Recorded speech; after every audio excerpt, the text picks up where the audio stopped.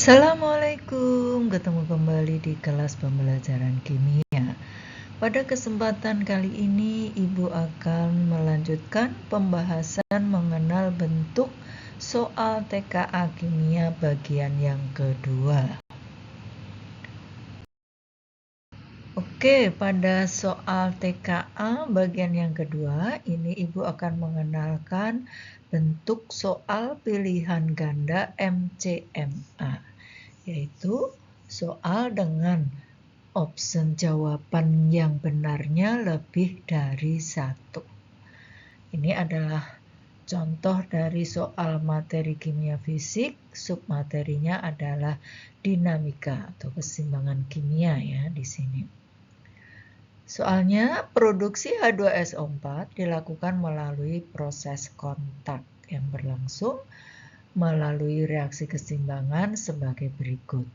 2SO2 gas bereaksi dengan O2 gas menghasilkan 2SO3 gas. Delta H min 197 kJ per mol. Karena delta H-nya harganya negatif, maka reaksi ini eksoterm.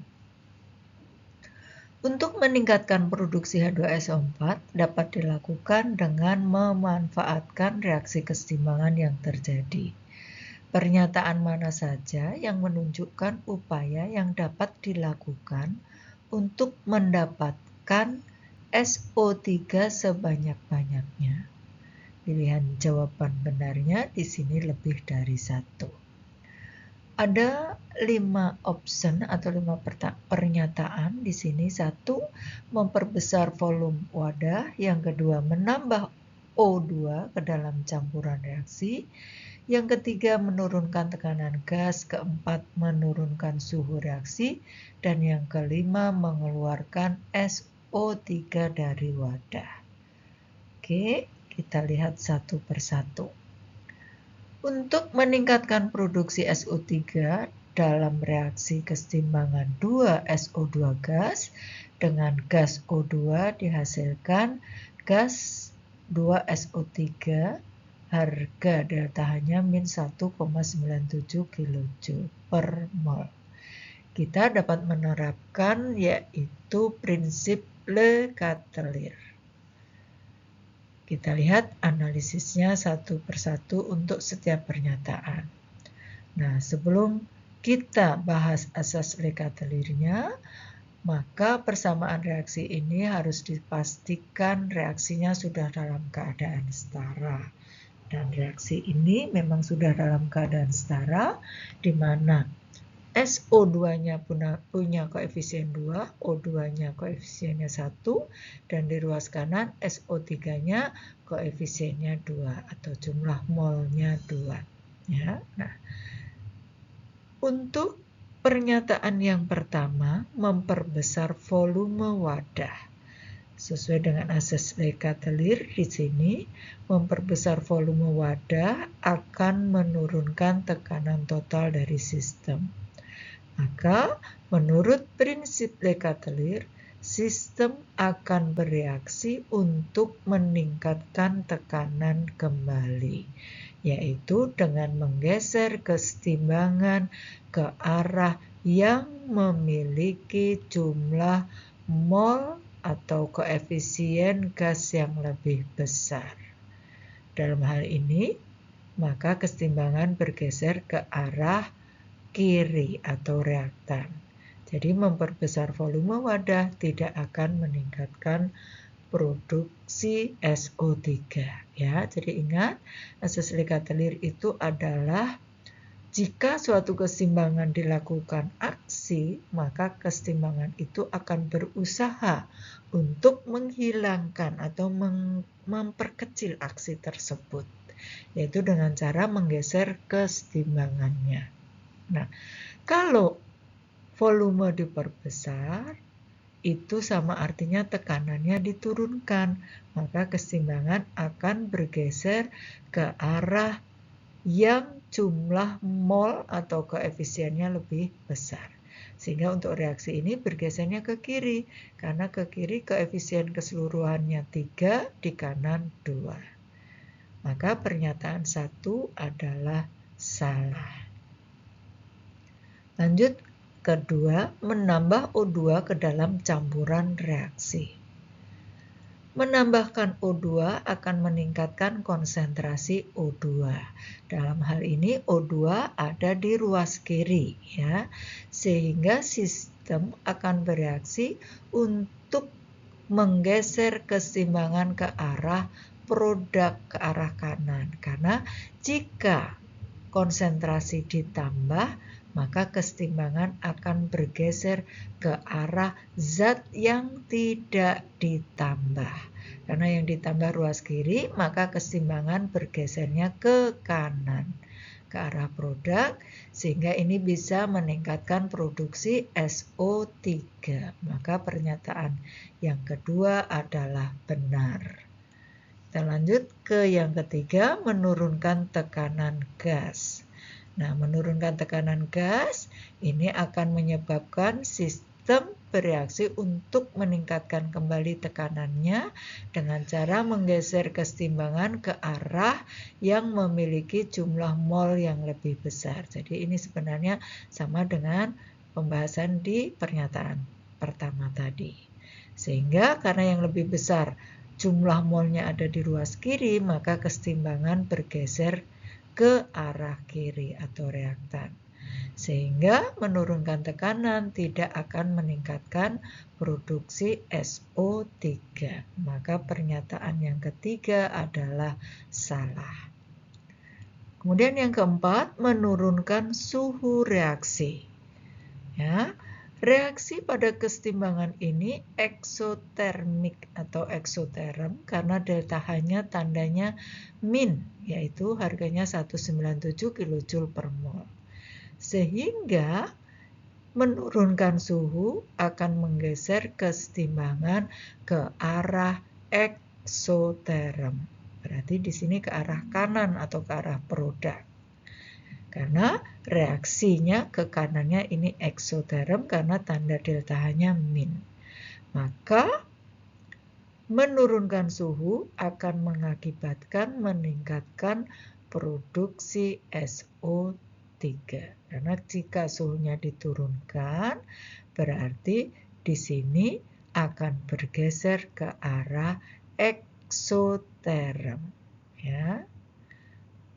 Kemudian pernyataan keempat berarti benar. Terakhir, yang kelima, mengeluarkan SO3 dari wadah. Ya. Mengeluarkan SO3 berarti akan menurunkan konsentrasi SO3. Kita lihat SO3 di reaksi ini adanya di ruas kanan.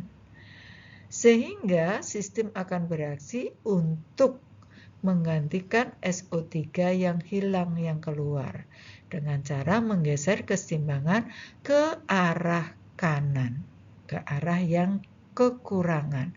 Karena jika konsentrasi dikurangi, berarti di sini dikeluarkan itu artinya dikurangi, berarti keseimbangan akan bergeser ke arah yang dikurangi.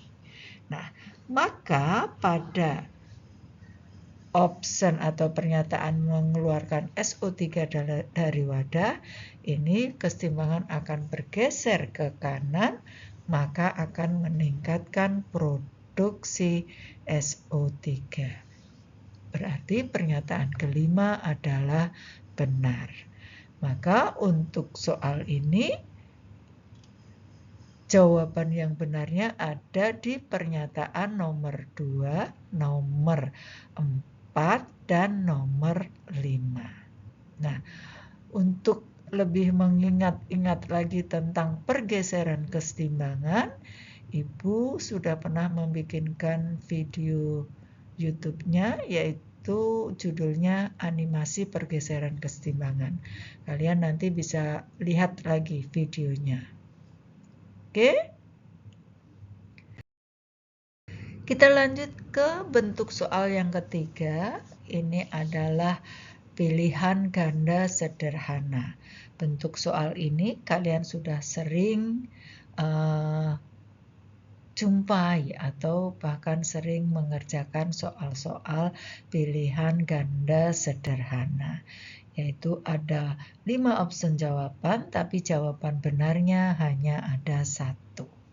Contoh soalnya di sini untuk materi kimia analitik, submaterinya larutan dan sifatnya, yaitu pada materi teori asam basa.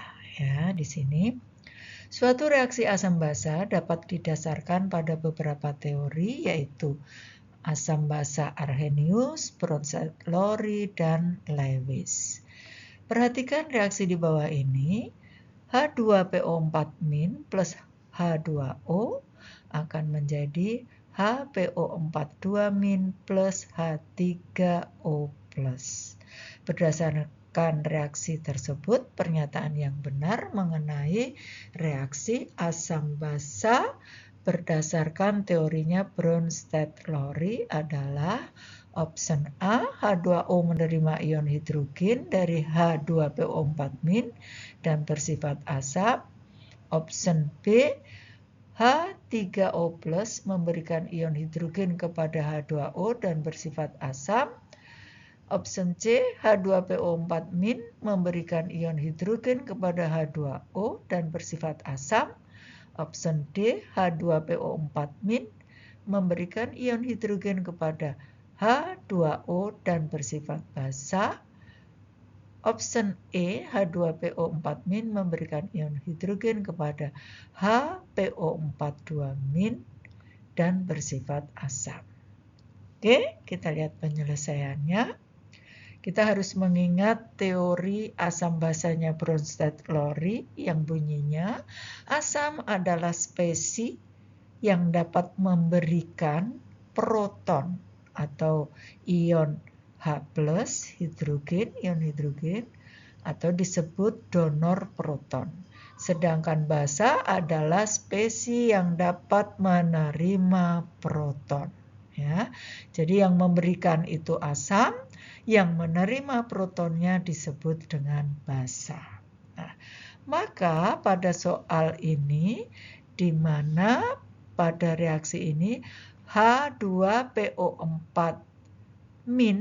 plus H2O+ menjadi HPO42- plus H3O+. Di sini H2PO4- memberikan proton atau ion hidrogennya kepada H2O. Sehingga H2PO4-nya bersifat asam. Jadi H2PO4- satu ion hidrogennya diberikan kepada H2O. Sehingga H2O karena mendapatkan satu tambahan ion hidrogen di ruas kanan maka berubah menjadi H3O+. Karena ketambahan 1 H+ atau ion hidrogen. Sedangkan H2PO4- karena memberikan satu proton atau satu ion hidrogen maka jumlahannya dari 2 berkurang. Sehingga di ruas kanan dia menjadi HPO42- berkurang 1.